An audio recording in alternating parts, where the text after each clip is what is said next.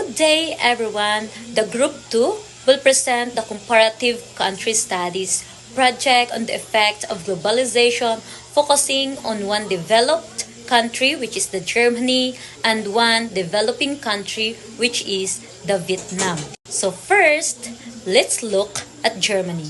Germany is the third largest economy in the world.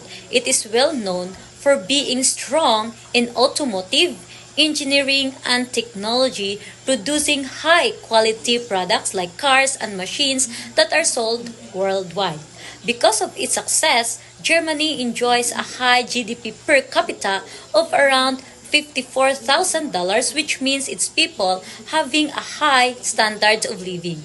Globalization has helped Germany expand its industry and strengthen its role as a world economic leader. Let's turn to Vietnam.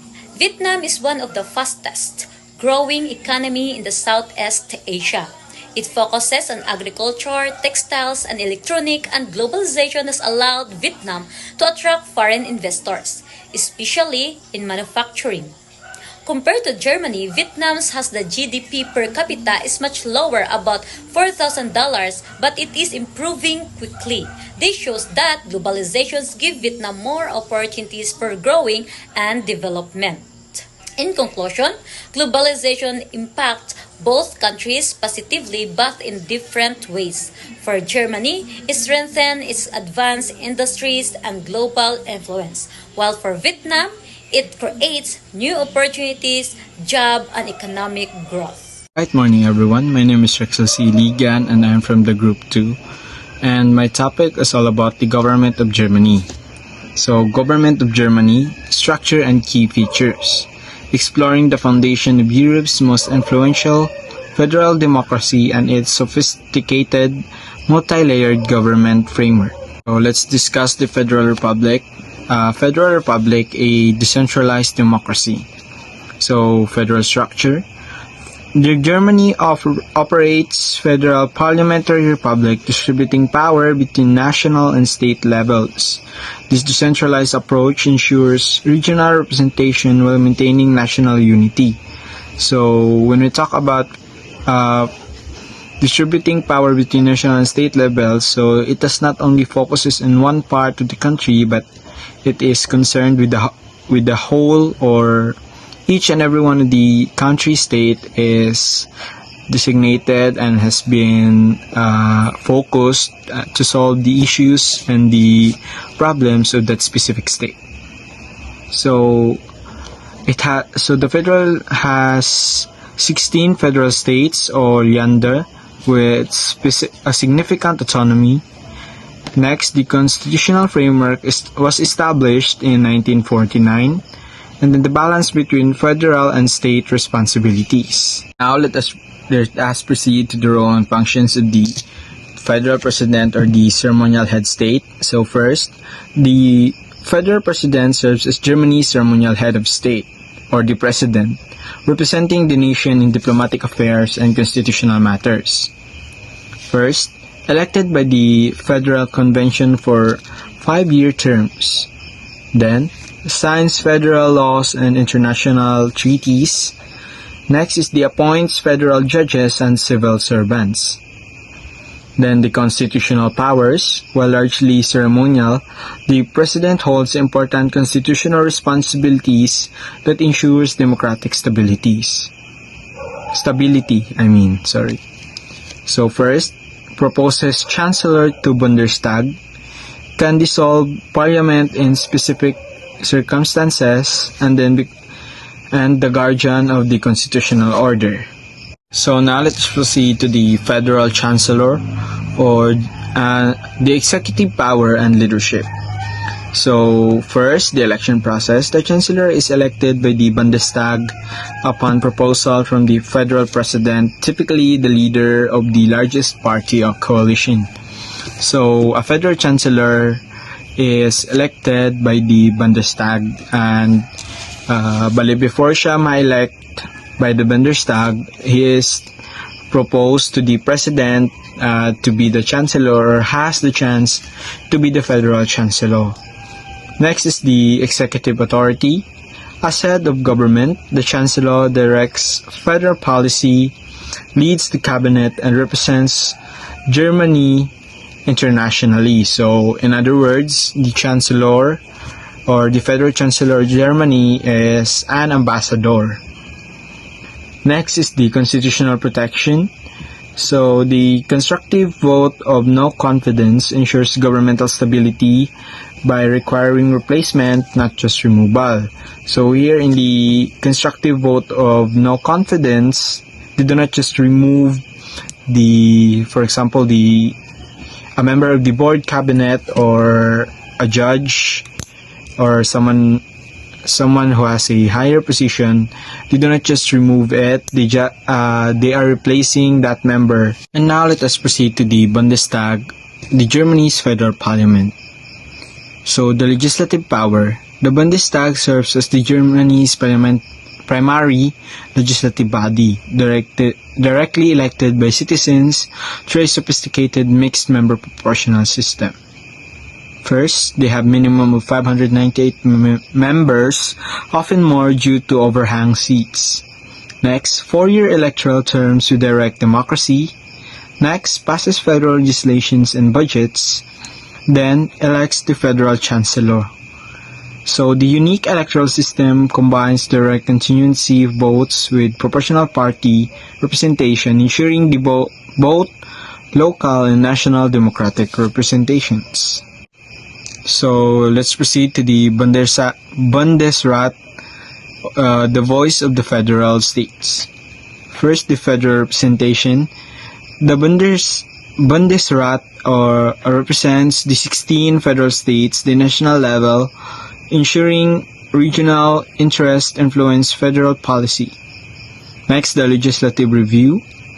Reviews can veto federal legislation that affects state interest, particularly in education, culture, and administration. So here in the legislative review, citizens and the reviews of the citizens can veto federal legislation that can possibly affect the interests of the state, especially in their education, culture, and administration.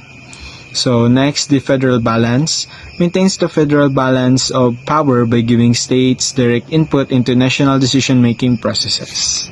So let us now proceed to the coalition politics, how Germany forms governments. So first is the election results, seats allocated by the proportional vote, followed by the party talks, explore possible coalition partners, and then negotiations, agree policy programs and ministerial posts, and then last is the government formed. Coalition ensures majority and governs.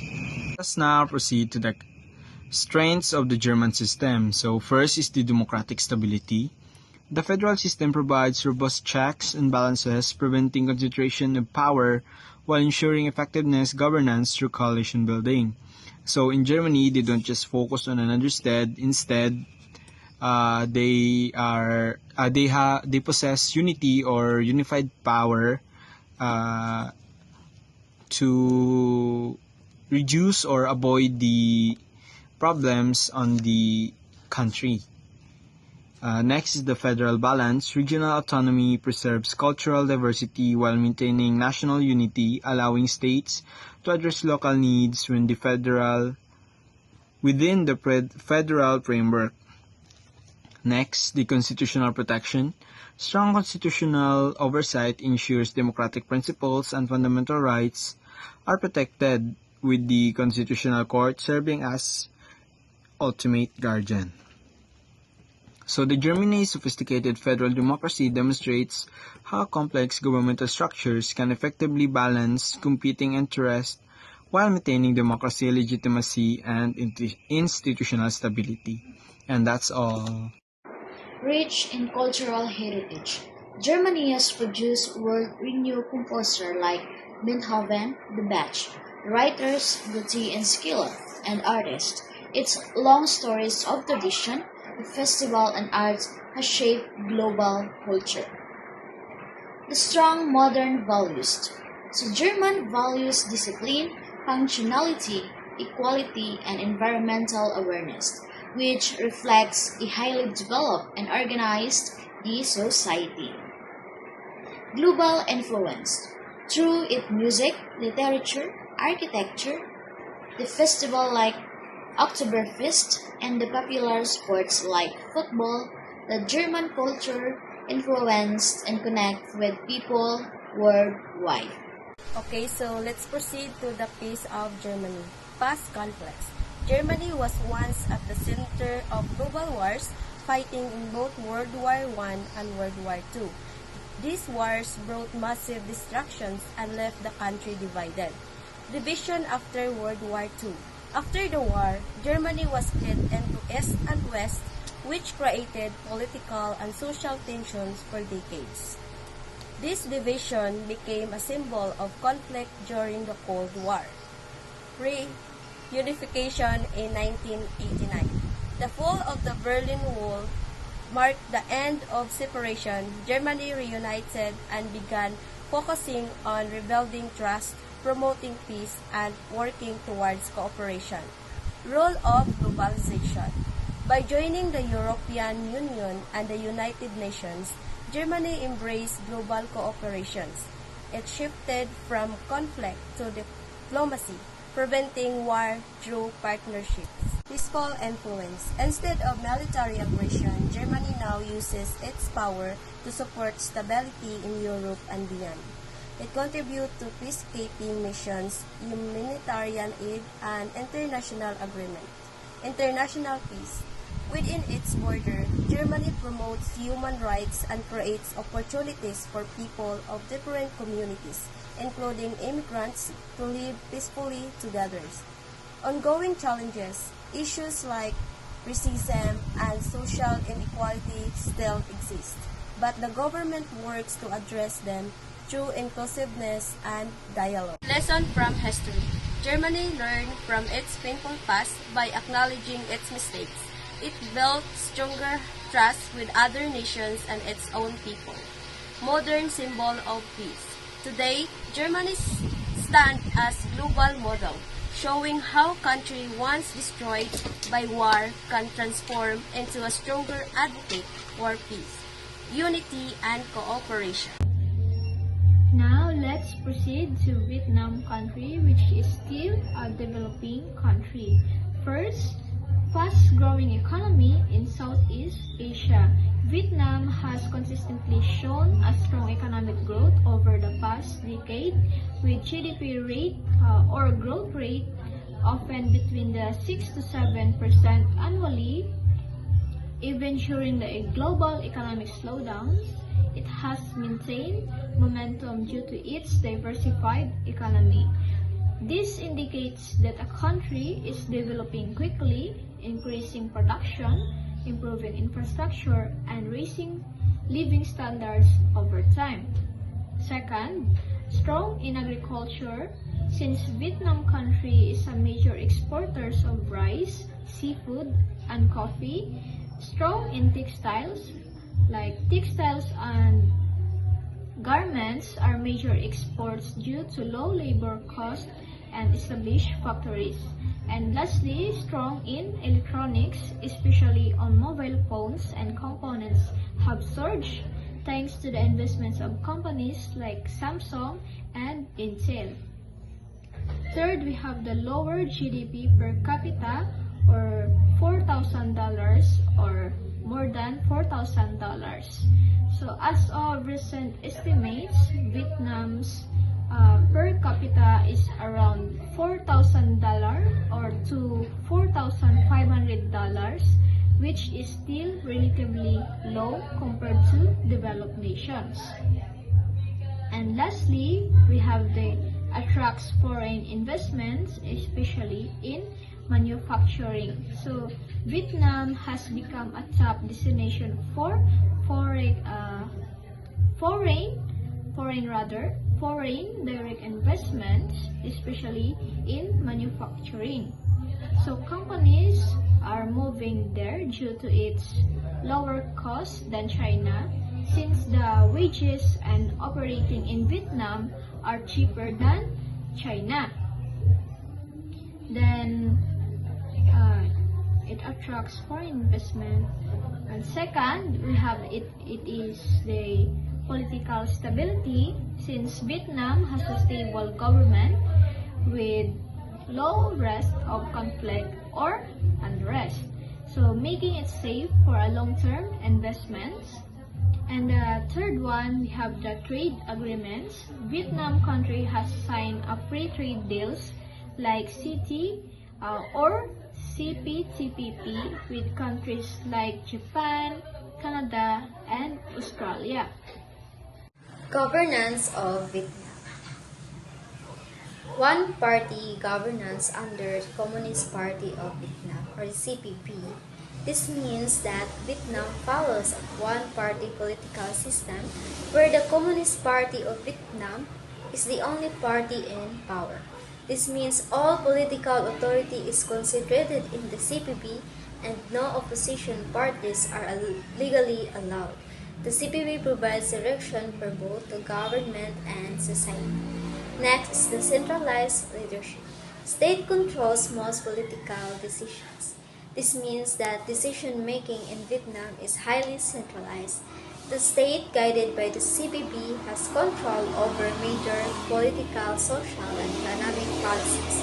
This structure allows the government to maintain order and consistency, but it also limits independent voices in governance. Next is the National Assembly acts as the legislative body, but party influence is strong. This means that the National Assembly is supposed to represent the people and make laws like a parliament. However, in reality, most of its members are from the Communist Party, so the decisions made usually reflect the party's agenda. Instead of acting as a check of the party, the assembly often supports and formalizes what the party has already decided. Good day, I am Carol Galvez. I'm from Group 2 and I will be tackling about the culture of Vietnam. Vietnam is a developing country in Southeast Asia with a rich and diverse culture shaped by its history, traditions, and environment. Quick facts. Located in Southeast Asia, long history shaped by local, Chinese, and French influences. Population is ethnically diverse with many minority groups. Vietnam history and geography shape its culture. Influences from Chinese rule and later French colonialism can still be seen in customs and food. Family and social values. Family-centered society. Respect for elders and ancestor worship. Next, Confucian ideas influence social rules and community ties. Family ties are strong. Respecting elders and honoring ancestors are everyday practices that shape decisions from who help on those farm to how festivals are celebrated. Vietnamese New Year, the most important festival. Tet, or Lunar New Year, is Vietnam's biggest holiday, a time for family reunion, ancestor worship, and celebrating a new agricultural event. Next, usually falls in late January to February or the lunar calendar and lasts several days. That marks a fresh start and still ties back to rice farming cycle. It's both a family and agricultural celebration. Traditional clothing, áo dai. The áo dai is Vietnam's iconic long tunic worn over pants, symbol of elegance and national identity. The áo dai is worn for weddings, schools' uniforms, festivals, and formal events. It is a visual symbol of Vietnamese cultural pride. Food and cuisine, everyday culture. First, famous dishes. Pho or noodle soup and banh mi or sandwich. Food mixes local tastes and foreign influences. Next, street food and markets are central to daily life. Vietnamese cuisine balance fresh herbs, broths, and textures. Many dishes reflect both local traditions and historical influences. Example of that is the French-style bread becomes banh mi. Arts and traditions. Traditional music, water puppetry, handicrafts, and folk dances. Next, festivals and temple rituals remain active. active in many communities. Arts like water puppetry grew from rural life. They often link to village and agricultural stories. And that's all for my report. I hope you learned something. Good day, everyone. Now let's proceed to peace in Vietnam. First, Vietnam went through many past conflicts, especially the Vietnam War, which really affected the people. After World War II, the country was divided into North and South, and that division led to more fighting. Later on, Vietnam worked hard for reunification, and by 1989, the nation started moving forward as one country again. With the help of globalization, Vietnam opened up to trade and culture from other nations, which also supported peace. Vietnam later became a peaceful influence in Asia, showing that even after war, a country can rebuild. Inside their country, they also found internal peace, focusing on education, work, and development. Of course, there are still ongoing challenges like poverty and inequality, but Vietnam continues to face them peacefully. From this, we can learn lessons from history that unity and healing can bring peace. Now, Vietnam is seen as a modern symbol of peace, showing that war does not have to be the end of a nation's story. That would be all. Thank you.